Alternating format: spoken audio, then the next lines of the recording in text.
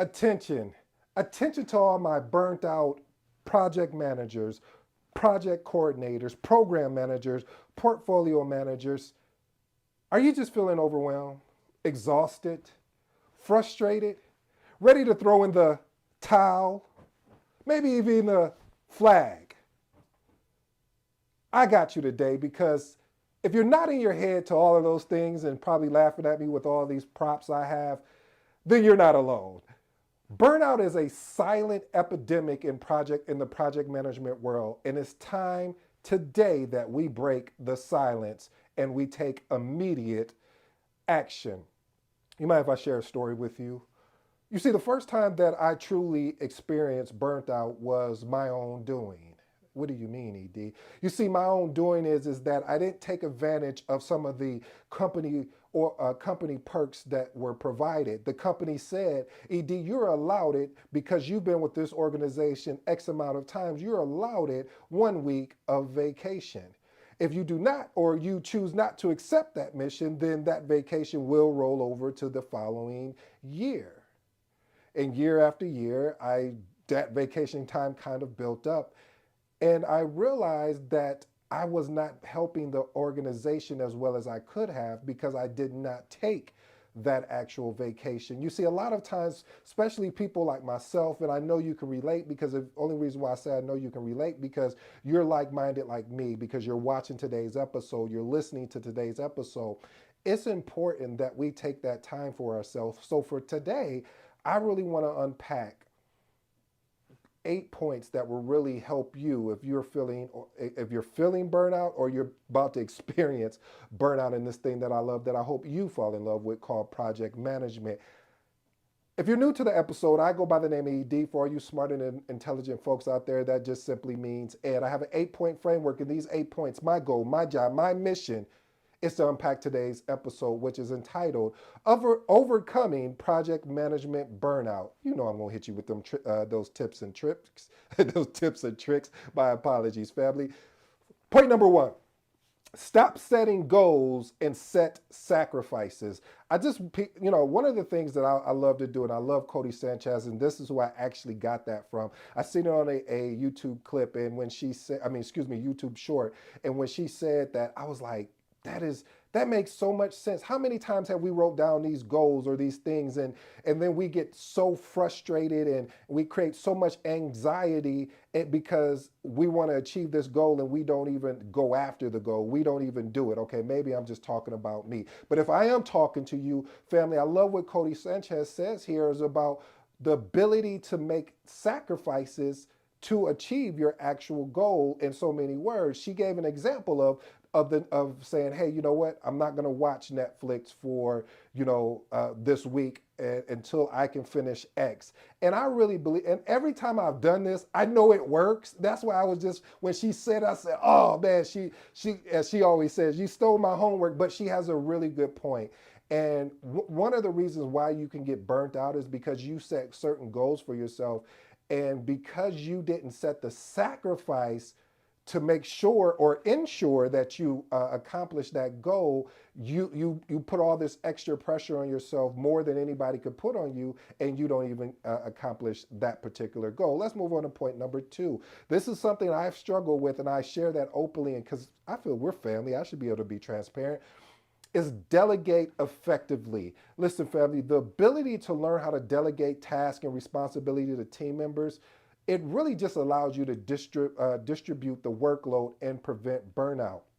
Me, on the other hand, is that reason why I struggle with this is not that I'm so attached to the work that I can't let it go. It's more of those things. It's more or less like I'm nervous that if I let the work go, will they actually do it? Sometimes people will watch this, family, make an interest in saying, yes, I want to help. Yes, I'll take that off your plate, but they don't make a commitment. What is the difference? I know you guys are smart and intelligent out there, so I'm not going to discredit your intelligence, but what I will say is that a commitment, how that shows up, it says, hey, I've already made the decision, not the choice. I've made the decision of moving forward in this this thing of what I have to do, this task that I have to do, this item that I have to do. There's so many people out there making choices and making interests, but they're not making the commitment and the decision. There's a commitment for me to show up here today. I said today, we're filming today. Shout out to you, to my brother Daryl, because he really impressed upon me the importance of being able to be committed. So here's an actionable step just to support you. Identify tasks, and what I've had to do is start small. Identify small tasks that can be delegated and provide. This is key, family, because this is where we get frustrated, because we have a certain expectation and we get frustrated because those expectations are not met. So it's important that we set clear expectations, clear instructions to support the team members to ensure a successful delegation or transition of work. Point number 3, practice time management. You know, I used to struggle with this. Now I'm getting so good that it's scaring me. What do you mean that it's scaring you, ED? Well, it's scaring me because of the fact that I've noticed that I can get distracted just like anybody else. I mean, you're getting notifications from this app or that app, or a call may come in and you're doing something. So I've learned when I need to stay really focused, I have to put my phone in do not disturb. Sorry. Or put it in airplane mode, depending on what type of phone you got. I do that because it gives me a time to really focus in. You know, when I'm in meetings, and I've shared this tip with you guys as well, when I'm in a meeting, I put my phone in do not disturb. I do that because I'm responsible for being part of this meeting. I want to be able to contribute, especially if I'm leading the meeting. I don't want anything to catch my attention. I don't want a clip of a show to come in, a clip, a YouTube short or YouTube video, anything like that, or a podcast that I've been listening to say, oh, the new episode is posted. I can't have that, because if I do, guess what I'm going to do? I'm human. I'm going to want to go look at it. So what I had to do is identify and eliminate time wasters, such as unnecessary things that do not align, that really get in the way of distraction. Here's another key thing, family. Also, don't get caught up in having all of these unnecessary meetings. These are burnouts too, because I'm probably going to get in trouble for this, but this is what I do. I disrupt project management. You'll have a meeting to talk about the meeting you just had. And it's like, hey, listen, guys, this is just way too much. It's not accomplishing anything. We could have knocked this out all in one meeting instead of having two separate 30-minute meetings that you change the title, but it's the same content. We have to work and do better on combining meetings together, because you are going to burn people out. Next thing you know, people are not going to want to show up to your meeting because they're like, man, we just talked about this in the meeting. You're telling me we're having another meeting. You just changed the subject line in that. So anyway, here's a good actionable step. Use tools like time blocking that I shared. Use tools like putting your phone in do not disturb or airplane mode. And it will really provide you a lot of value there. Point number 4, seek a mentor or coach for support. Why am I saying that?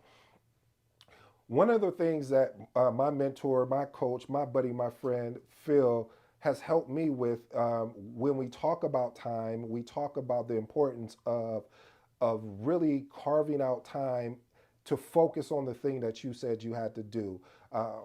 By identifying I'll make it an actionable step. By identifying and reaching out to mentors and coaches, it'll really give you the support. They can show you, they especially if they're in your field, they can really guide you and say, hey, look,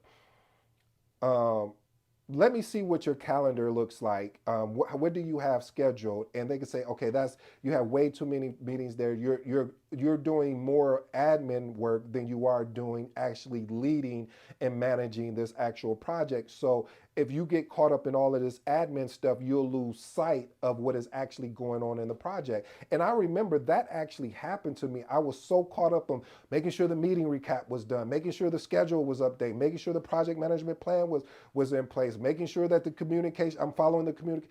I was caught up in all of that over there, and I was losing sight or foresight of the actual project that I was leading. Point number 5, celebrate. It's okay. Celebrate this win. Celebrate you just passed the CAPM. Celebrate that you just passed the PMP. Celebrate you guys just finished this project. What happened to that? One of the things I'm going to recommend as an actionable step is regularly recognize and reward your team efforts and accomplishments. I don't care if they're big or small, but just don't do it through verbal praise. Do it through verbal, written, as well as team celebrations. Because a lot of people will tell you, man, you're doing a great job. Hey, that's great. Will you put that in an email and copy my manager on that so that my manager knows that I'm doing a great job? That's important, family. You don't know how many relationships I was able to procure because of my ability to get, I mean, the things I was already saying to them anyway verbally, I had just put it in email just to ensure that they got the proper credit that they needed. Point number 6, one of my favorites, prioritize self-reflection. One of the reasons why a lot of times you have burnout is that you haven't took time to really assess your well-being. You haven't really took time to assess your feelings, your own needs. A lot of times if you're somebody like me that's selfless, you really put a lot of people before yourself because you really want to see them win, and when it's time for you, sometimes you kind of like, oh, it's not that big a deal, but it is that big of a deal because you need to focus on, and because if you don't, what's going to happen is you're going to burn out. You're going to feel tired. You're going to feel exhausted because you're taking on too much when you don't have to, especially when you have a team. So set aside some here's my actionable tips. Set aside some dedicated time. Now, I'm going to tell you these next 3 things I'm going to say. I've I've touched it, but I haven't really done it successfully as far as having a consistent basis on it. But I do believe that starting, this is what, May 31st, and I'm filming this episode. I truly believe that it's going to have an impact upon once I transition into June. I plan on doing at least 2 of these, at least one of these things to start. I'm not going to overwhelm myself. So again, journaling. Here's the 3 things: journaling, meditation, or discussing with a true friend. So I do about 2 of them. So I have really a great counsel. I shared that before with you guys. I have a really great counsel that I turn to, whether it's career advice or personal advice, to really lead me in a proper path, because these people have already been through what I'm getting ready to go through, so they can kind of say, oh, don't open that door, and that door is and door number 1 is probably not a good door for you to open. So that's what you need. That's why I'm always pushing for trainers and coaches. And I know I'm a little biased because I am a trainer and a coach, but I mean, the investment that you get out of it is going to do you wonders. Let's move on to point number 7.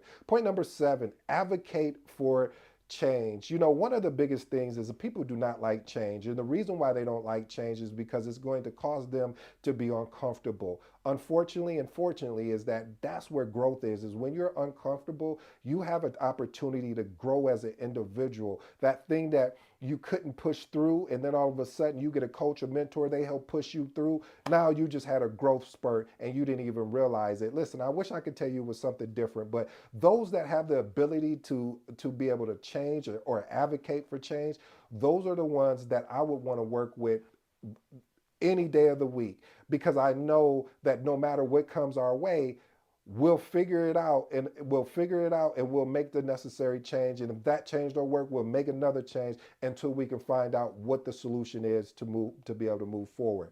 Point number 8. Point number 8 is, really, I want you to be able to have a project management, or I should say project manager mindset. What is a project manager mindset?